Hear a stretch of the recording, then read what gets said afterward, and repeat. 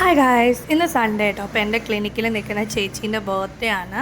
അപ്പം ഞാൻ വിചാരിച്ചു ചേച്ചിക്ക് ഒരു ഡ്രസ്സ് വാങ്ങിക്കൊടുക്കാമെന്ന്. അപ്പം ഞാനും അശ്വിനായിട്ടും കൂടെ പുറത്തേക്ക് ഡ്രസ്സൊക്കെ വാങ്ങി ചേച്ചിക്ക് കൊണ്ടുപോയി കൊടുക്കാൻ വേണ്ടി പോകാൻ ഇറങ്ങിയതാണ്. അപ്പോൾ പാച്ചുവിന് വരണമെന്ന് ഭയങ്കര വാശി. പിന്നെ അവളെയും കൂട്ടി ഞങ്ങൾ നേരെ അടുത്തുള്ള ഒരു ഷോപ്പിൽ പോയിട്ട് ഡ്രസ്സൊക്കെ വാങ്ങി, പിന്നെ കുറച്ച് ചോക്ലേറ്റ്സും വാങ്ങി നേരെ ചേച്ചിയുടെ വീട്ടിലേക്ക് പോകുന്ന വഴി പകുതി എത്തിയപ്പോഴത്തേനും നല്ല മഴ പെയ്തു. അപ്പം ഞാനും അശ്വിനും മാത്രമാണെങ്കിൽ അങ്ങനെ നനഞ്ഞു പോവാം, അല്ലെങ്കിൽ റെയിൻകോട്ട് ഇടാം.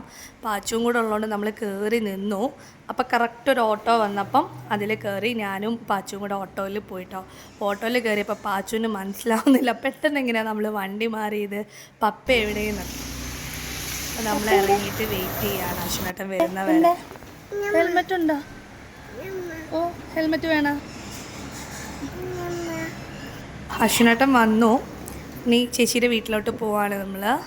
ഇതാണ് നമ്മൾ ചോക്ലേറ്റും ഒരു ചുരിദാറുമാണ് ചേച്ചിക്ക് എടുത്തത് കേട്ടോ. അപ്പോൾ ചേച്ചിയുടെ വീട്ടിലെത്തി. അപ്പോൾ പ്രതീക്ഷിക്കാതെ പോയത്. ചേച്ചി ഓൾറെഡി സുഖമില്ലായിരുന്നു, പനിയായിട്ട് ലീവായിരുന്നു. തിരിച്ചു പോയത് അത് ചേച്ചിയുടെ ഏട്ടന് കൊടുക്ക്, മമ്മയ്ക്കല്ല ഏട്ടന് കൊടുക്ക്.